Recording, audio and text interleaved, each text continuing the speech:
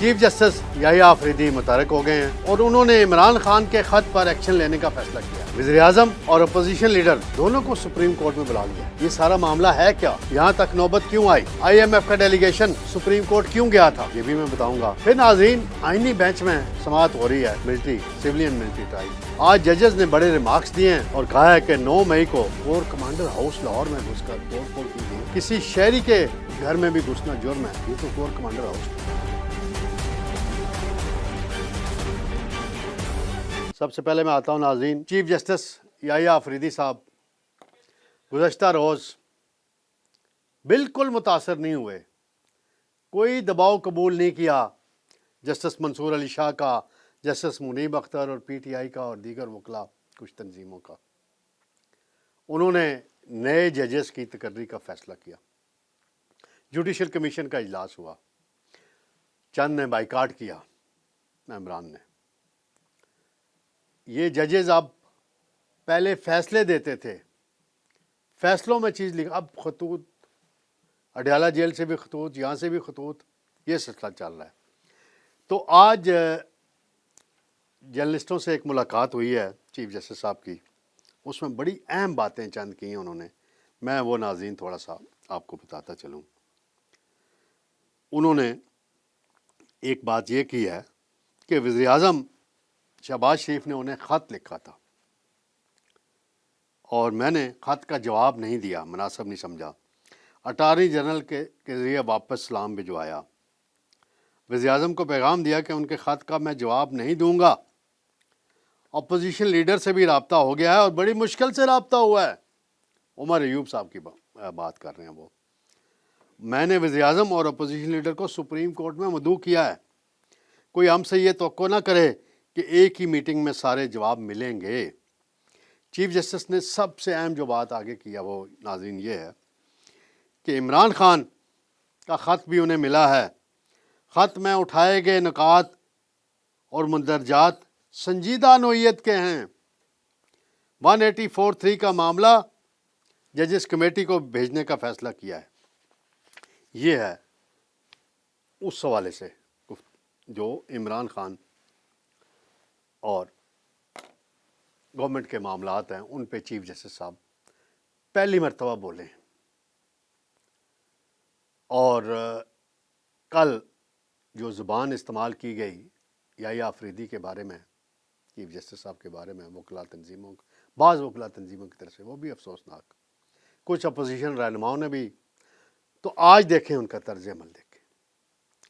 جب یہ chief justice بنے تھے تو میں نے کیا کہا تھا ناظرین، ریکارڈ پہ ہے کہ یہ بائی دی بک جائیں گے، جو آئین اور قانون ہے اس کے مطابق چلیں گے۔ 26ویں ترمیم سپریم کورٹ نے منظور نہیں کی، نہ اس چیف جسٹس نے منظور کی ہے، پارلیمنٹ نے منظور کی ہے۔ یہ وہی پارلیمنٹ ہے جس نے اور بھی کئی ترامیم کی، ماضی کی پارلیمنٹوں میں بھی آئین میں ترامیم ہوتی رہی، تو اختیار پارلیمنٹ کا ہے۔ انہوں نے ترمیم پاس کی اور اس کے نتیجے میں منصور علی شاہ فارغ ہوئے اور یحییٰ آفریدی صاحب چیف جسٹس بن گئے۔ اب ان کو خط لکھا عمران خان نے، اور جس میں انہوں نے کہا کہ انسانی حقوق کی خلاف ورزی کی جا رہی ہے، ان کے خلاف ناجائز کیسز بنائے گئے ہیں، انہیں انصاف نہیں مل رہا۔ مجھے اب یہ وزیر اعظم کو اور اپوزیشن لیڈر کو ساتھ بٹھائیں گے، کیا یہ قابل عمل ہے یا نہیں ہے تجویز؟ یہ بڑی ضروری بات ہے۔ ابھی ایک مذاکراتی کمیٹی بنی تھی جس میں پی ٹی آئی نے کہا 9 مئی اور 26 نومبر پر جوڈیشل کمیشن میں جائے، گورنمنٹ نے انکار کیا تو کمیٹی ختم ہو گئی، مذاکرات ختم ہو گئے۔ کیا عمران خان انہیں اجازت دیں گے، اپنے اپوزیشن لیڈر کو، عمر ایوب کو، کہ وہ شہباز شریف کے سامنے بیٹھیں؟ یہ تجویز پہ ابھی ورکنگ ہونی ہے۔ اٹارنی جنرل اور لا منسٹر وزیر اعظم کو قائل کریں گے کہ جی یہ تجویز آئی ہے، اور وہاں پہ کیا چیف جسٹس دونوں فریقین سے کیا کہیں گے؟ عمران خان کا خط سامنے رکھیں گے، پھر گورنمنٹ رکھے گی کہ یہ کیا انہوں نے کیا ہے، ان کے خلاف جو کیسز بنے ہیں وہ کیا ہے، کورٹڈ عدالتوں میں چل رہے ہیں، کچھ میں عمران خان کو اسلام آباد ہائی کورٹ سے ریلیف مل چکا ہوا ہے۔ تو یہ بڑا اہم معاملہ ہے کہ چیف جسٹس گورنمنٹ اور اپوزیشن کی صلح کرائیں گے۔ اس سے پہلے کئی اور حوالوں سے باتیں ہوتی رہیں، خفیہ رابطوں کی بات ہوتی رہی، تو یہ بڑا اہم اقدام ہے کہ چیف جسٹس، مجھے وہ یاد ہے ایک چیف جسٹس ہوتے تھے ثاقب نثار،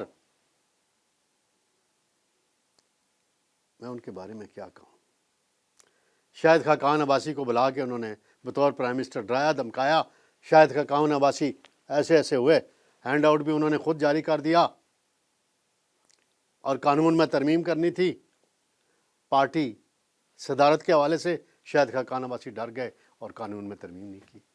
آج کل بڑے بہادر ہیں وہ ہر معاملے میں، طیارہ سازش کیس کی بھی بات کرتے ہیں، اور بھی باتیں بہت سی کرتے ہیں، مناسب نہ، میں کسی ٹائم ملیں گے تو ان سے بات کروں گا، ان کی قابل احترام ہیں، بڑے اچھے سیاستدان ہیں، اور بس سوچنے کی بات ہے نواز شریف کی کہ وہ جن کو آگے کرتے ہیں وہی ان کو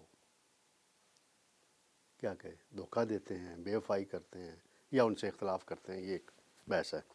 بہرحال چیف جسٹس صاحب کا اقدام ہم دیکھتے ہیں اس پہ کیا رائے بنتی ہے اس ملک کے اندر، اور کیا وہ کامیاب ہوتے ہیں حکومت اور اپوزیشن کو بٹھانے میں، مدعو کریں گے چائے پہ، کیا کریں گے، اس میں کیا گفتگو ہوگی، اس کا لائے عمل آگے چل کے طے ہونا ہے۔